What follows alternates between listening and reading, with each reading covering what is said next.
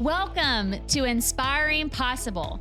I'm Christy Pennison, former stuck person turned therapist and dream consultant. Are you feeling stuck, overwhelmed, uncertain, or just need a little inspiration? Then I want to help you gain the clarity, confidence, and courage to create possibilities and live a life you love. Because folks, life's too short to be miserable. Welcome back, Inspiring Possible people. So glad you have joined us today. You know, this is going to be a really fun conversation for me today because I have a special guest on that I knew back in middle school, high school, think church youth group. But it's been really cool to see where this person's journey has led him and the impact that he's been able to create not only in the space that he lives in, but also just for the community that we live in as well. And it's kind of cool for me to think back about where oftentimes when you see people, whether it be online or in different places, you may see where they are today, but you don't always see the journey that led them to getting there. And I think it's important to note that a lot of times when we see people that seem like an overnight success, nothing happens overnight. It happens over a lot of intentionality, learning, time. And so that's why I'm really excited to dive into this person's story today, because hopefully it'll give you some insight maybe into some things for your own life that you can take and bring with you in the day-to-day. So I'm excited to welcome Wayne Mullins, who's the founder and CEO of Ugly Mug Marketing. He's also wrote an awesome book that I actually have read. It's been a minute. I need to reread it again, Wayne, but it's called Full Circle Marketing. And he's just trained a lot of marketers, but he's also done a lot of things in the community as well. And so I'm excited to welcome Wayne to the podcast. Welcome, Wayne. Thank you so much, Christy. Looking forward to this reunion of sorts. Reunion, yes. Okay, so the distinct memories that I have of me and Wayne, you know, they used to pile us up on this. We used to go to the youth group together and they'd pile us up on these vans. I wish they did things like this, Wayne, because I felt like we had fun in youth group. I completely agree. I mean, this is the days before social media. We had our little Yeah. pictures. And anyways, we'd go on sometimes like, I don't know, what would you call them? Camps? Church camps? Yeah. Something like that. Youth Long road camps, trips. yep. Youth camps, yep. And probably there was some foundational elements in that youth group because I feel like there's a lot of things that have come out of that youth group. A lot of us that was in that youth group has really done some cool things, in my opinion, as we've gotten older and wiser and not younger. Yeah, absolutely. But let's Yeah. talk about you for a minute. Okay, I'm curious because you have been able to build this incredible business. I know you're also multi-passionate and a lot in the creative space, but tell me, did you get there overnight? I don't think so, Christy. Ugly Mug Marketing, I've been at this now full-time 17 years, Ugly Mug Marketing. Before that, I had another marketing company that failed. Before that, I was doing some lawn and landscape. So it's been a long journey. It's been a journey. Okay, so let's just talk a little bit about what do you think has helped you along the journey get to where you are today? I know that's like a very broad question, but what comes to mind for you? I would say the willingness to be uncomfortable. I think for anyone who pursues greatness in whatever they do, whether that is in your art, hobby, passion, a vocation, advocation, whatever that may be, I think willingness to be uncomfortable, to put yourself out there, to not continually do the same things you've always done, try new things, be willing to fail, be willing to take those risks. So for me, I would say it's that. There's so many stories I could tell about, the first time I got called in to lead a marketing strategy session. You've got entrepreneurs who are much older, much wiser than me. And here I am, a young 20-something-year-old kid trying to come in and tell them how to spend all their money on marketing. So just being willing to step out and do those things and learn from those mistakes and those failures. Yeah, what do you think has been the most uncomfortable thing? I know this is probably a lot of them, but like to you, and maybe even more recently, what's something that you find still uncomfortable today that you really just have to push yourself through? I would say for me, probably the most uncomfortable things I've done, at least in the past, would be to get up on stage and speak. I remember very vividly in college, I had a speech, I think it was in a psychology class. And I remember literally just being sick leading up to that class and just feeling horrible. So nervous. I remember getting up and speaking and giving my talk, and my face was just so red and my eyes were watering. It looked like I was crying probably. I was just petrified of this thing called public speaking. And so that's something that I've had to be very intentional and just lean into over and over again, to get up on stage, to take chances on stage, and to then go back and actually learn from those things. And that's a key part. It's not keeping on doing the same thing over and over again and wondering why you don't get bigger stages or better opportunities. It's about going back and figuring out, what could I have done differently? What worked? What didn't work? What would I do different next time?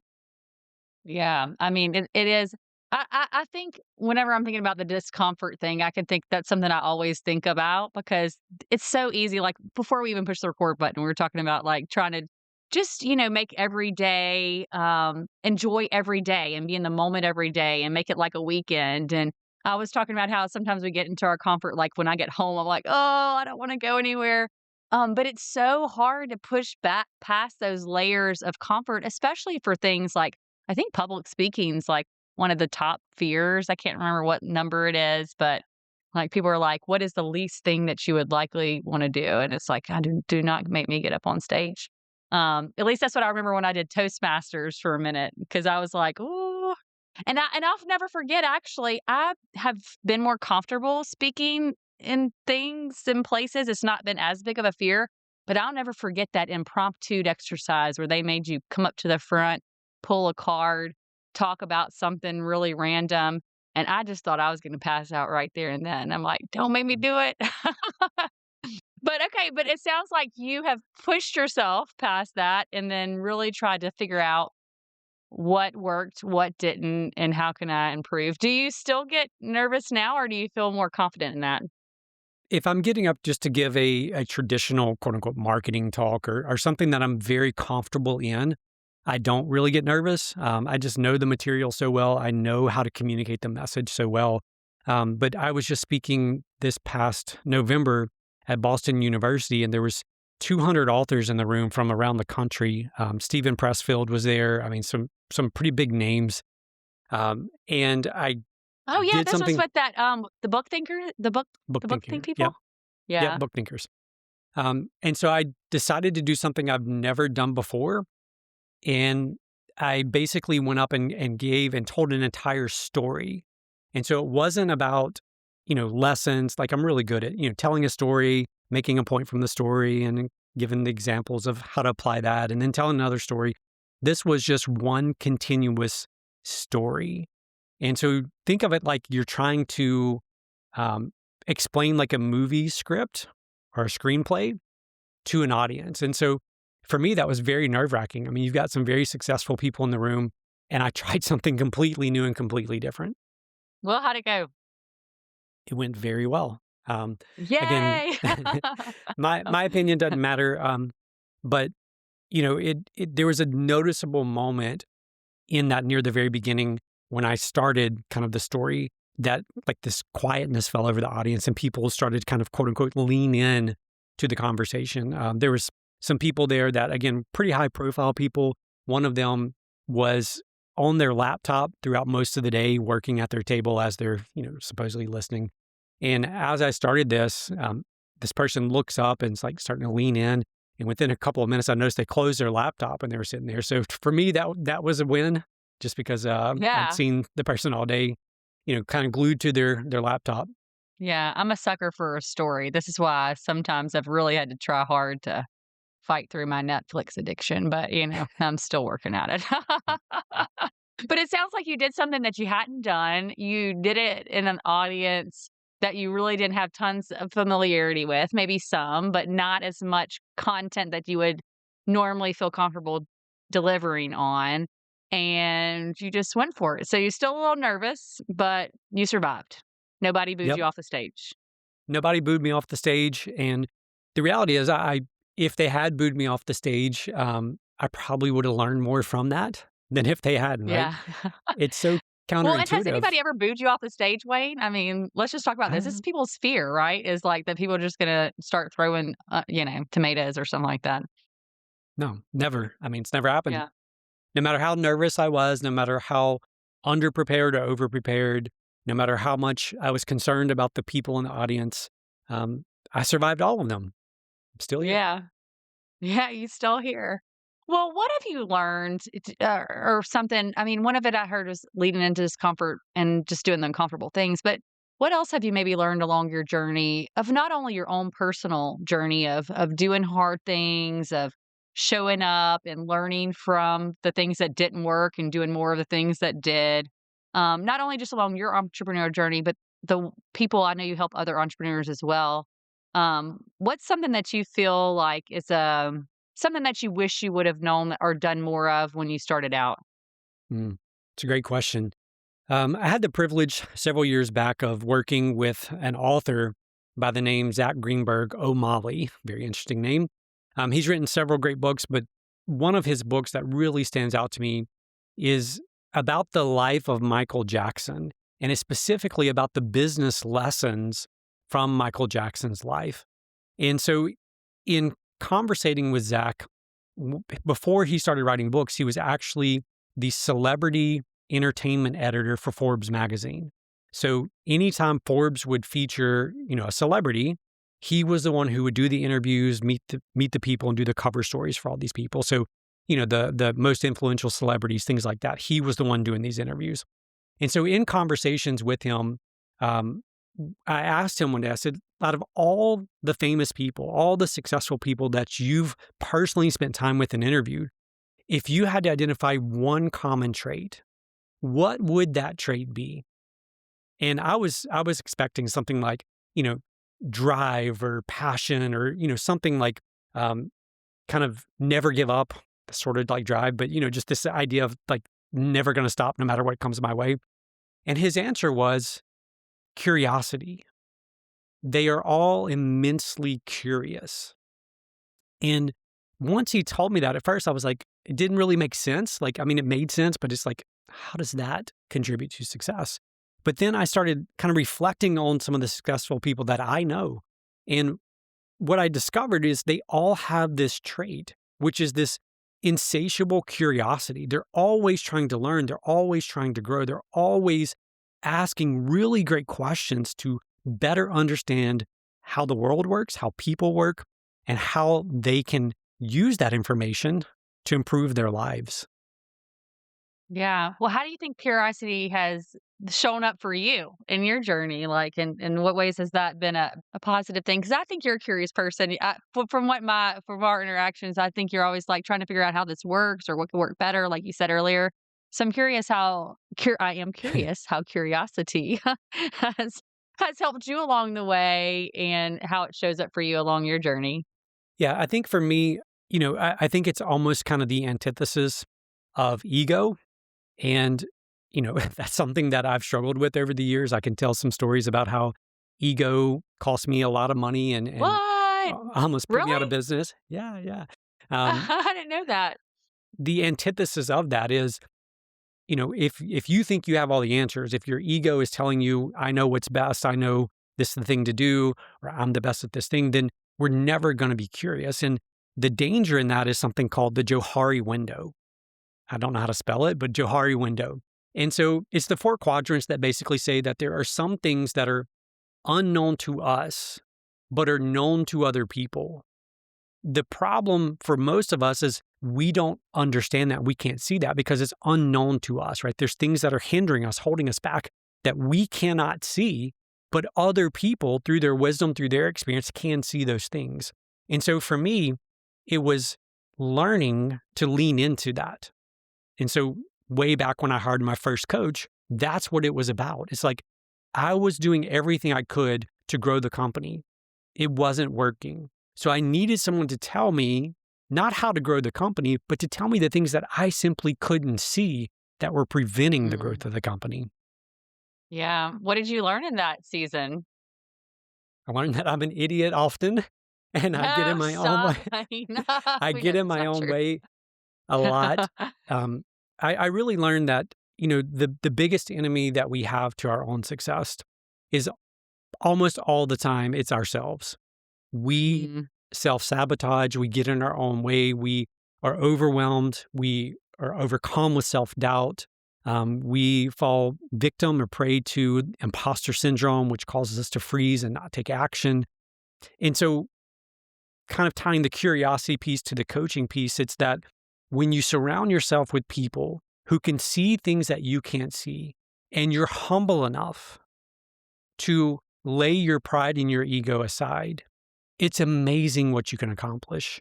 I was actually listening to a video last night. Jeff Bezos was doing an interview somewhere, and he was talking about one of his very first hires. And he said he was an incredibly smart guy. I forget the guy's name, but incredibly smart guy. And how Jeff would constantly go to his leadership team with all of these ideas, just hundreds and hundreds of ideas. And he said one day this guy pulled me aside and said, "Look, Jeff, we get it. Like, you've got a lot of ideas. The problem is you're going to kill Amazon with your ideas. The company cannot support the number of ideas, the number of initiatives you want to start. You're going to pull resources that need to go to support the growth of the company to all these great ideas." And so he was just talking about really the importance and the wisdom in listening to other people. And so here you have, Jeff Bezos, the founder of Amazon, willing to submit his own ideas, his own thoughts about how the company maybe should be run, and trust this older, wiser person to say, okay, I'm going to make a list of all these ideas. I'm going to document all these ideas. I'm going to keep notes of these ideas, but I'm going to make sure that I filter them and I only bring a few ideas to the light of day to the company until we have the team and the money and all that to support them. Yeah. So do you feel like that was a turning point for you when you were able to kind of be able to listen to other perspective? And also, let's talk about this too, because there's something that comes into my mind as we're talking about is sometimes getting the wrong perspective, and how do you know it's the right? Do you know what I'm saying? Like, 'cause sometimes you Yeah. can lean in too much and you're like, "Ooh, I do wanna hear all these perspectives. I know I don't know everything. I wanna stay curious. I wanna learn from others or, wanna be able to grow this to whatever."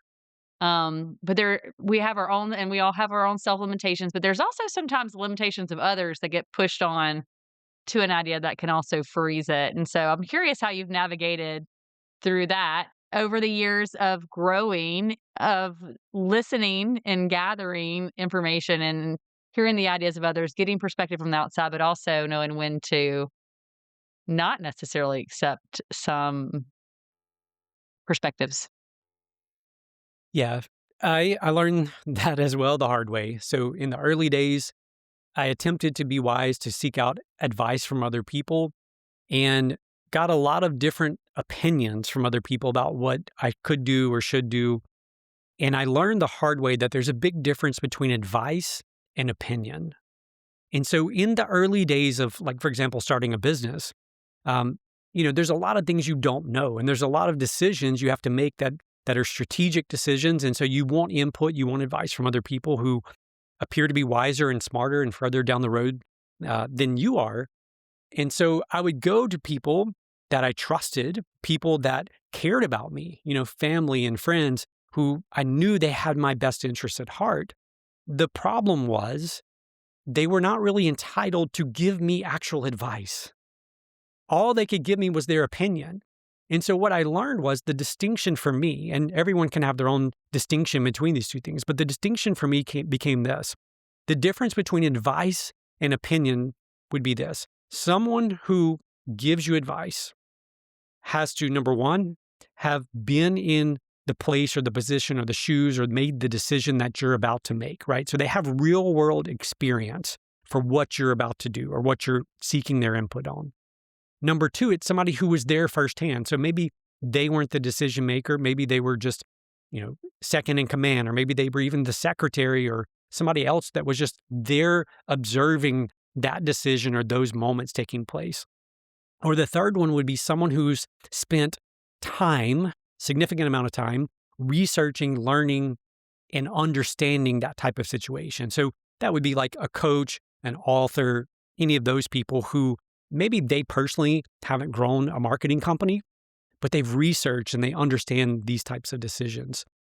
And so for me, when I finally understood that, the clarity that it brought, number one, was so much different than just hearing opinions from everybody about, oh, you should do this or you should do that. 'Cause And number everybody's got two, opinions, huh, Wayne? Everybody's got opinions. everybody's got opinions. And the worst part about everyone's opinions are this: most of them are so well intentioned. Like no one gives you an Mhm. opinion because they want to see Yeah. you go the wrong way or do the wrong thing. They're doing it out of care and self-interest for you. That's what makes it tough. I think that is really the hard thing too, and I love how you distinguish the difference between advice and opinions because even though people don't always feel people's opinions are well-meaning, especially if somebody cares about you, I do think they're normally coming from a place of good intent. It just like you said, they may have not been in that place where you're wanting to go, or they may have not witnessed firsthand the growth or even the hard lessons that could then advise you of how to avoid obstacles and things like that. And so it is really hard to distinguish, especially when you are trying to go somewhere you've never been before, right? Is what's helpful and what's not. But it sounds like that may have been something that was one of those things you had to learn how to navigate Yeah. along your journey. Yeah, Yeah. absolutely. And I think to answer your question as well about what was the pivotal moment for me, I can clearly remember the pivotal moment in my journey was when I made the decision to hire a coach. And that was pivotal for this reason. I was choosing to bet on myself. Mm. I was willing to put my money and bet on the fact that I was going to execute, that I was willing to do whatever it takes to follow the advice of the coach to get the results that were needed. And so for me, that became the pivotal moment. Before that, I'd gotten lots of advice, you know, gone to mentors, gone to friends, gone to family, all these things. And, you know, all of those things never seemed to work out for me. It wasn't until that I was willing to pull out the wallet and put my money where my mouth was, that things began to shift for me. Yeah. Look, and I can say the same for myself as well as we're talking about these stories. And sometimes you pull out that wallet and you're like, oh my gosh, this money I'm spending like in a former, like 5 years ago or whatever, I would have like passed out on the floor if you told me that you're going to invest this much money into somebody, really being able to help carry you the way. But what were the immediate things that you noticed when you started getting into your own coaching that that stuff that you were able to do that maybe you weren't able to do before? Yeah, I think number one, it was the self belief. Like that's the Mm. undertone or the undercurrent. It's like I was willing to bet on myself. I was willing to believe in myself enough to take that risk. And to your point, I think so often we spend money on so many other things. Um, and in hindsight, looking back, and I've spent, I don't even know how much. I would bet it's at least six figures on coaches over the years. Um, that investment, all of those investments have always, without question, been the highest ROI investments I've ever made out of anything. Um, it's because of this idea that what we pay for, we pay attention to. It's like the difference, like you go on vacation, you rent a car, like you don't probably take care of it in the same way that you take care of your own car that you're paying for, that you own. Rental house versus owning a house. Like the mentality is just different. It's wired into us. And so when we pay for things, it forces us to pay attention to those things. And so self-belief was the undercurrent under all that.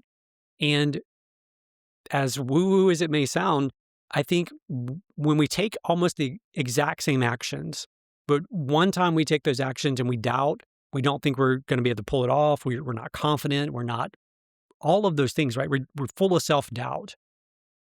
You then take those same actions, but you actually believe in yourself. You believe you can pull it off. You believe that it's going to work out. That alone, as woo-woo as it may sound, makes a No, I tremendous don't think it's difference. yeah.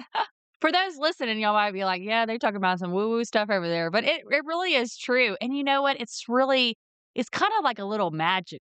It's, like, magical in some ways because I can think of some of the things that I've written down on a piece of paper, or I just went into it thinking like, I you know what? Sometimes that self-belief it's hard, but there's been times where I've had ignorant self-belief. I don't know if you've had this, Wayne, where again, you don't know what you don't know. You don't like if you're trying to get somewhere you've never been and you don't realize, and then sometimes you might have that ego or maybe overconfidence or whatever. But I remember there was times that I just was so ignorant. I didn't know that there was gonna be all these, like, trenches that I was gonna have to muddle through and, like, sharp rocks and all the things. I just was like, "Oh, I believe this can happen. I think it's gonna happen," And so it's interesting because, this is something that I've even shared on here before, is that when you do find a way to understand what is holding you back, your self limitations, and then you learn how to find the opposite to that self-limiting belief to what is actually probably more of the truth.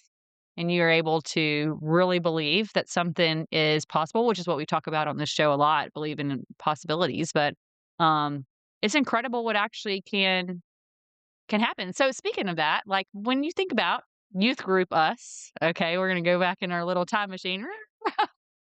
And you think about where you're at today, is this what you imagined, or do you think you've superseded what you thought maybe was possible for your life? I don't know that I had a very clear plan for the future back then. Yeah, I was always entrepreneurial. I always enjoyed working, making money. Um, but yeah, I would say that where I'm at today versus maybe expectations or thoughts is different than I thought.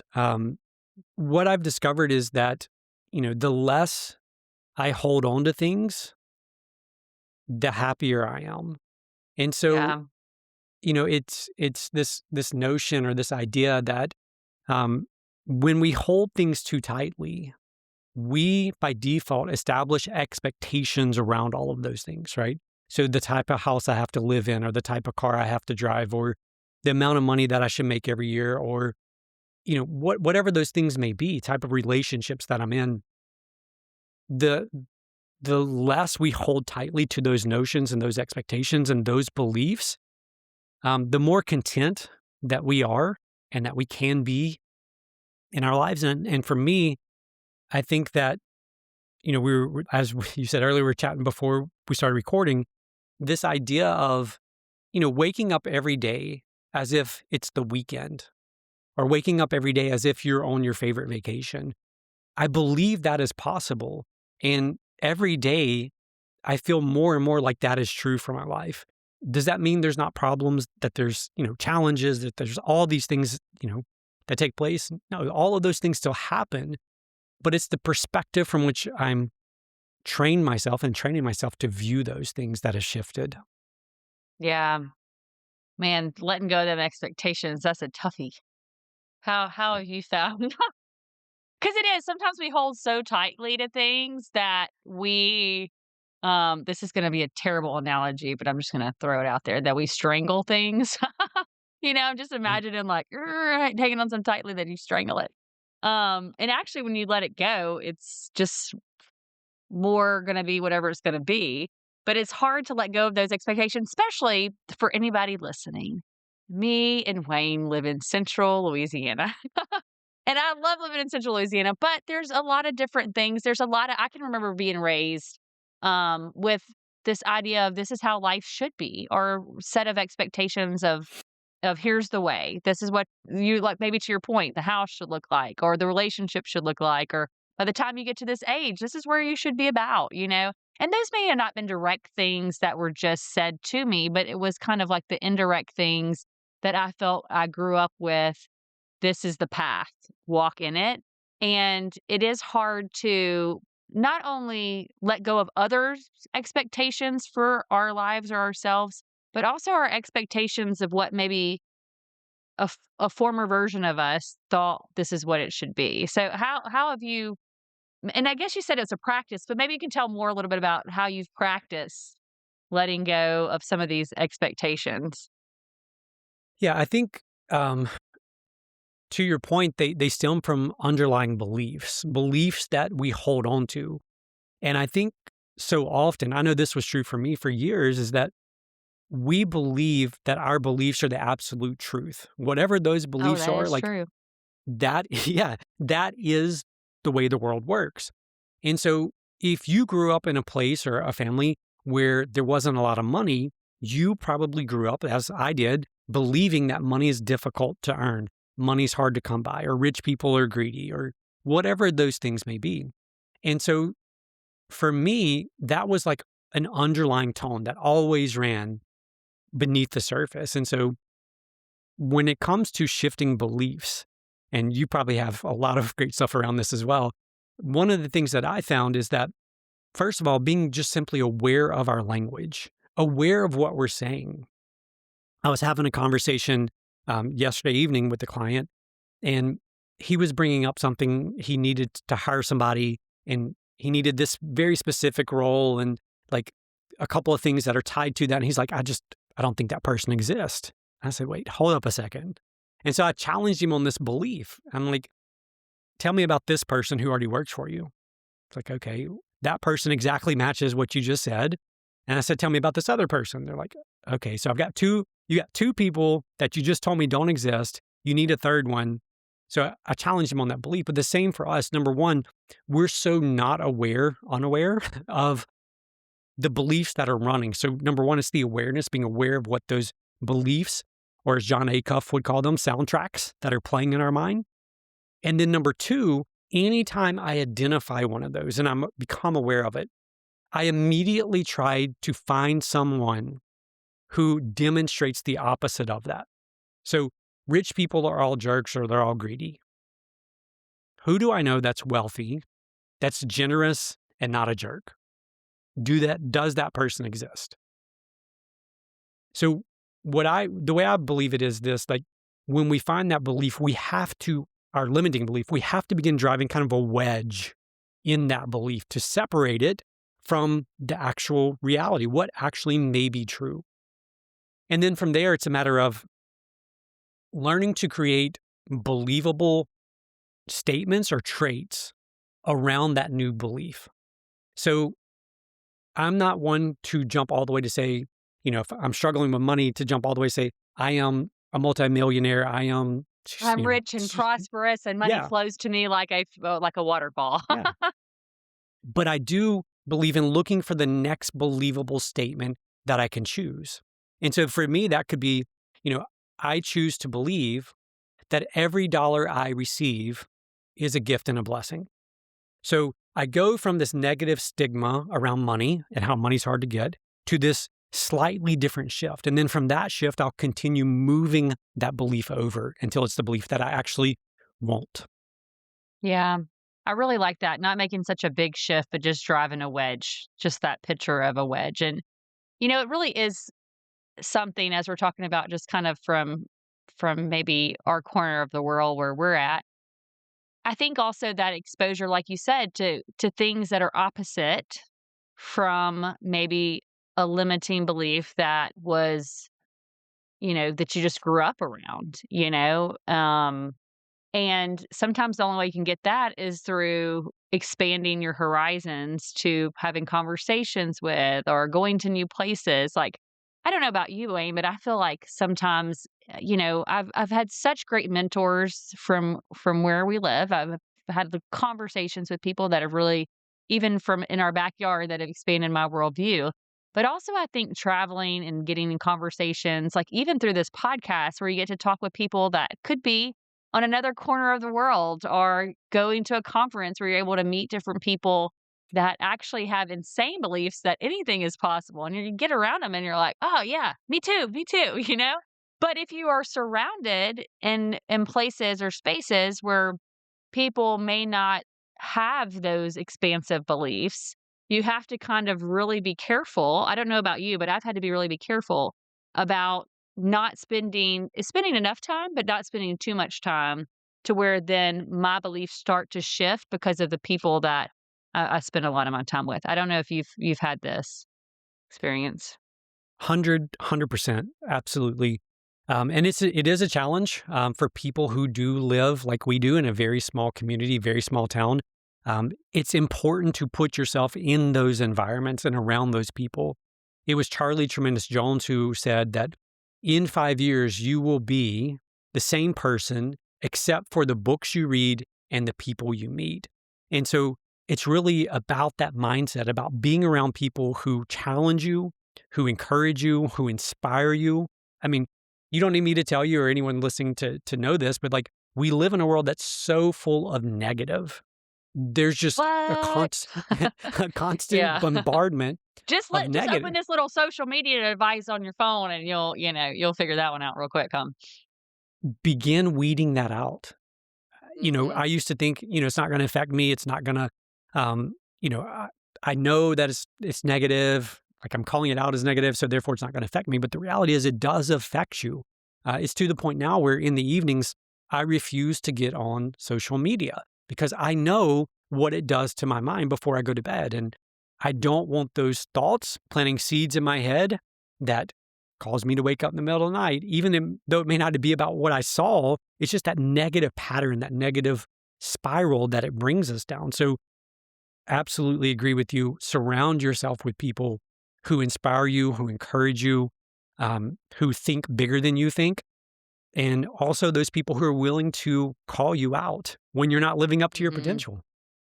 Yeah, I'm glad that we're talking about this, and maybe the part of the reason why I'm bringing this awareness to this, and like you said, awareness is a big thing. If we're not aware of the limiting beliefs we have, as I think about the different phases of my own journey, there's been times where I have been more intentional about, just putting things in my brain, whether it be, like you said, reading podcasts that kind of inspire me or uplift me, people that help me expand my worldview and help me challenge some of those limiting beliefs as well from showing me the opposite. But I can tell when I'm in those seasons where I'm not exposing myself to in those ways or feeding my mind in a different way because I will question myself a lot more in those phases. And I won't necessarily push myself to be like, "Okay, yeah, let's go over here. This sounds like a really cool thing." I'll just really readily shut things down like, "No, no." Like, I don't have the energy for that. And not saying that that's not true sometimes, but, I think that there's sometimes we can really for those listening, no matter who you are or where you're at along this journey, it's really easy to fall back into a trap, whether it's the trap of the phone. I was listening to a really interesting podcast, Wayne, that you might have listened to, but I'll have to send it to you about just the whole thing with the dopamine and the way that this could all end up affecting us not so well in the long term. But also then being able to shift that whenever you are listening to things that kind of then can help you get into a better frame of mind. So see, I'm even talking about a podcast I listened to. It was really informative about how this could be bad, but then I went doomsday prepping based off the fact that I'm like, oh Lord, all of our brains are Yeah, rotten from the Facebook and yeah, the Instagram and yeah, the social media. But yeah. it does lend it to the need for connection and living every day like the best day ever because we just never know when this is going to be our last day, anyways. That is Crazy to absolutely think. true. And one specific thing, just to give like a tactical thing, and you kind of mentioned this earlier with travel, I would encourage people to go stay at a place that puts you out of your comfort zone. And I mean on like Tell me a more. nice, Tell me yeah, more. like a nice place, like a Four Seasons, a Ritz Carlton. Mhm. Go, like if that to you is like the craziest thing to pay $700 a night or whatever it is for a hotel, you're used to paying, 200 a night. Do it to stretch your imagination, to see the people who are there, to see how generous they are, how kind they are, or if they're not. Like I can't tell you who's going to be there, um, but look for opportunities. There's someone I know who one of their dreams is to own a Jeep. Like that is a dream. That's their dream vehicle. They've always dreamed of owning a Jeep, four-door Jeep. And so I questioned them one time. I'm like, "Have you gone to the dealership to go test drive one?" And they said, "No, I haven't." I said, "Well, why not?" And they said, "Well, because I don't want them to convince me to buy one." I'm like, "But you want one, so you don't want one or you do want one?" And so I'm a big believer in if one day you want the Mercedes or the BMW or the Lamborghini, go to the dealership. If you want, like, let's use a Lamborghini. If you want the Lamborghini one day, do you know how much it cost? Do you know how much a down payment would be if you're going to finance it? Do you know how long they finance them for? Have you been to the dealership? Put yourself in those environments that are going to stretch you, that are going to make you a little bit uncomfortable because it's going to expand your mind. to what is possible, what is taking place out there. Yeah, it's crazy. I know, and it's always a good reminder to put yourself in those positions because if not, then you may not even realize that getting that Lamborghini or that Jeep, we're just using those examples, but is actually possible. And if you have a certain knowing of what it is that you're aiming for, and I don't know, I think sometimes just driving around, I randomly, I can remember things that I used to think that I wanted, and I can think of how they've came to fruition. But you're right, you just had to kind of be able to go at least try or test or kind of see and put yourself in those different positions. Yeah, if you would have Wayne, if I would have, maybe found you 17 years ago and said, "Wayne, this is where you're gonna be in 17 years," I mean, would you have thought that, or has it been a little bit further than or Yeah, I don't expanded think so. past I your mean, initial idea? yeah, so from a business perspective, I didn't foresee it. I mean, to your point, we're in a town population of, 50,000 in Alexandria. I guess Is Olive that how many Rapides it is? is, yeah. I think Olive Rapides is 130,000 or something. Okay. We currently today have clients in 31 states. Uh, we work with, we've worked with some really big name people. Um, we work with some really huge companies, all from right here in Alexandria, Louisiana. So from that perspective, yeah, I never would have thought that we would have the reach and the impact that we're having. But the flip side of that, I think for me has really been in the early days, I was very much focused on, traditional quote unquote success. I want a big company, I want a lot of employees, I want millions in revenue, all those things. And what I've slowly learned is in and of themselves, those things are nothing more than tools to other purposes. So for me, the biggest accomplishment from the company itself is actually the lives that we've impacted. I was on a phone call yesterday with a former employee of ours, and she was here for 7 years, and she left. She went out and started her own business and doing phenomenally well. And so for me, like I love hearing that because of what she took away from learning here and the skills that she developed while she was here. Every year we do this thing called the internship challenge, and we end up with 4 interns, and they actually don't do internship traditional stuff. So they're not like making copies, whatever that, whatever interns traditionally Mhm. do. We give them challenges and the lives that we've impacted because of that. And a lot of these have been international students. So it's so cool to hear from them and when they check in and hear what they're up to these days and just the impact that the little bit of time that we had with them, we were able to make in their lives. To me, that is worth, all the money, all the other stuff, the building, all that kind of stuff. Like all that's cool, all that's great, but it's impacting those lives that really has Yeah. made the biggest Well, and how do you think impression. that ties into personal too? Because I also think about the tools, then it allows you to be also maybe sometimes more present with family or things like that. I know you have a lot of cool things in your personal life that you enjoy doing, but how does that kind of segue into that as well? Again, if we hold things loosely, right? What really matters at the end of the day? I mean, what at the Mhm. end of the day, what really matters? And at the end of the day, it comes down to relationships. I mean, that is what genuinely matters at the end of the day. Family relationships, friends, coworkers, the clients that we get to serve. And those are the things that I'm slowly learning to invest in. Um, it part of it is, the business is successful enough now where I have extra time, I have extra capacity to do those things. So that is certainly a part of it. But the other thing that we all know to be true is that when we give, it's the gift giver that always feels better than the gift receiver. And that one small lesson, I end the day thinking, who have I given to today? And I don't mean like money or monetary things. I mean, who have I invested in, even with some words of affirmation? I think to me that the ROI from that investment is phenomenal.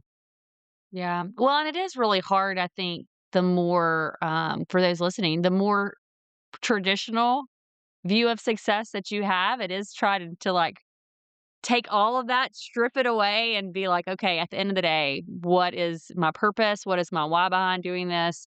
And what does success mean to me in this season? And I think, I don't know about you, but I think mine's changed and shifted over time and in different seasons of what that looks like. And it's sometimes very different of than what maybe a traditional view of that success would be to somebody else, you know? Yeah, absolutely. I mean, mine has certainly shifted over time. And again, some of that was early beliefs that I was holding on to that I was convinced were absolutely correct. Mhm.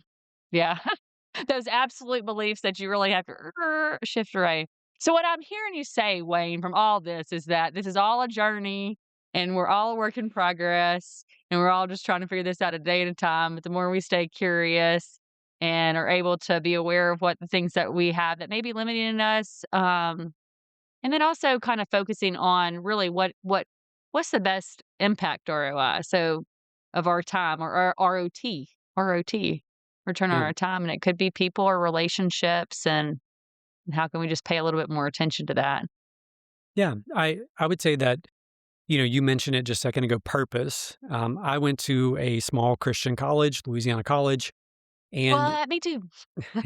at that school, all of my friends were called into the ministry. So, right, they were going to be Okay. preachers or musicians or whatever they were going to be, something in the church. And so they're there with this sense of purpose. Like, I'm here because I'm going to be a preacher one day. And so they had this very clear direction. They're going to graduate with a degree in Bible, theology, whatever it is. And then they're going to go to seminary and then they're going to be a preacher or a youth minister or a musician. Um, I didn't have that. Right. I didn't know what I wanted to do with my future. I was just getting a business degree.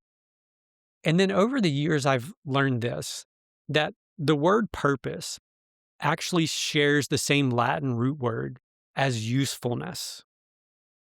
And to imagine for a second, like you have never seen tools before, and laying on the table in front of you is this thing that we would call a hammer, but you don't know what it is because you've never seen this thing before. The only way to figure out the usefulness of that thing would be for you to pick it up and to start experimenting with that thing.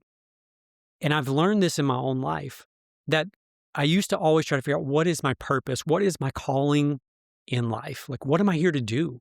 And I would sit forever and I would get so frustrated at people who already knew their purpose. I'm You're like, like, how do you "Why? know? Where's my path?"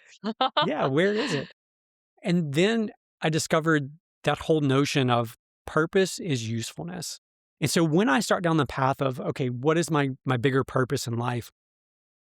I immediately, because for me, that becomes a very self-sabotaging cycle for me, Mhm. and I get Okay. frustrated, I start comparing It's like myself. danger zone, don't go over there, it might be Yeah, filled with yeah. yeah, the negative spiral. So I immediately say, "Okay, who and how have I been useful today?" And then I Mm. typically will pick up my phone and either call or text somebody and show up in a meaningful way for them. So again, I'm just saying, look, I'm gonna show up, I'm gonna be useful to someone, even if it's simply words of encouragement and affirmation to that person. And it's amazing when you do that. Like, obviously, they feel great because you're encouraging them, you're showing up for them. But man, I feel so good after doing that, right? And they respond back, "Oh, you made my day. You had no idea what I was going through," all that kind of stuff. It's just like, it's such a rewarding experience when you do that. And so for me, Yeah. purpose, usefulness, it comes not through how it serves me, but how I show up and serve those around me. Man, Wayne, you give me a lot of good things to think about today. I'm just writing down my notes over here because I've never heard of it that way, purpose for usefulness. But, and I think, I don't know if you remember this, but you remember whenever the Purpose Driven Life came out and everybody wanted to read the book. This was like in was it 90s, early 2000s? I don't know. Yeah, that Do you remember time this? frame. Yeah, Do you remember this I do. book? Yeah. Yeah. And, but I think it resonated with so many people because I do think that we're all just in a way striving to find, what is my purpose here on this ball that, circles around, we circle around the sun. Yeah. I just had to think about how this works again for a minute. Because, we're dropped down here, we're here for a period of time and then we're gone. And then it's like, okay, well, what is all this for? And I love the concept of just it's more about usefulness. And then it's also about considering not just how things serve us, but how we can impact others. And we weren't dropped off by ourselves. When I'm really thinking about it, we were dropped off with people. So, I'm sure if we were just supposed to serve ourselves, we would have been sent down to an island like the guy Tom Hanks on Castaway, where it was just him Yep. and Wilson, you know what I mean? And even him, he wanted connection, so he made Wilson and talked to it and everything. So Mhm. good point. Purpose. Well, I'm appreciative of two things. Number one, coming and giving to us today and everybody that's listening. So really appreciate that, Wayne. But also being able to just give us things to consider as we go along this lovely thing called life, which, we never know. And how can we enjoy each day? And so, if people want to find more about you, because I know you give some also great, I love following your stuff and your content and reading some of the things that you put out into the world. It always gives me some pause. So I really appreciate and acknowledge you for sharing all the things that you do. But if people are like, well, I want to go find out where Wayne lives or about this ugly mug marketing or, hear some more wise sage advice that he's learned along his journey, where can they find you at? For the Ugly Mug side, uglymugmarketing.com is the simplest place. All of our info is there. And then kind of on the more personal, my experience with this thing called Earth and life that we're going through, um, at Fire Yourself on Instagram or Facebook or even on YouTube at Fire Yourself. Okay. Well, great. We'll make sure and link it all up there. Yeah, I once heard one of our podcast guests call it Earth School, and I was like, "Yeah, we in Earth School." That- Yep, it's That's a true. good way to think It's so about it. true. We're in Earth School.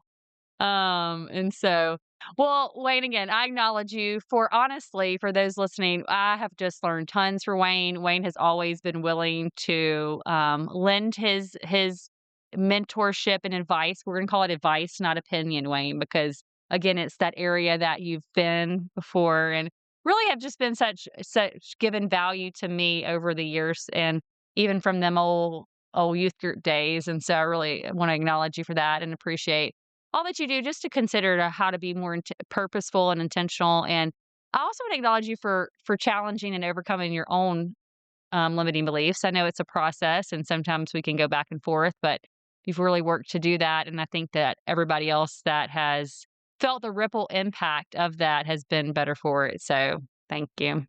Thank you so much for the opportunity to chat, to catch up, and keep inspiring. Yeah, well, and thank you, Wayne. And if you're listening, y'all know I like to leave y'all with a question. And I'm going to give a question that Wayne asked for you to think about as you do whatever you're doing today on Earth School. And that question is, who have you given to today? So go out, maybe give to somebody, guys. Until next time.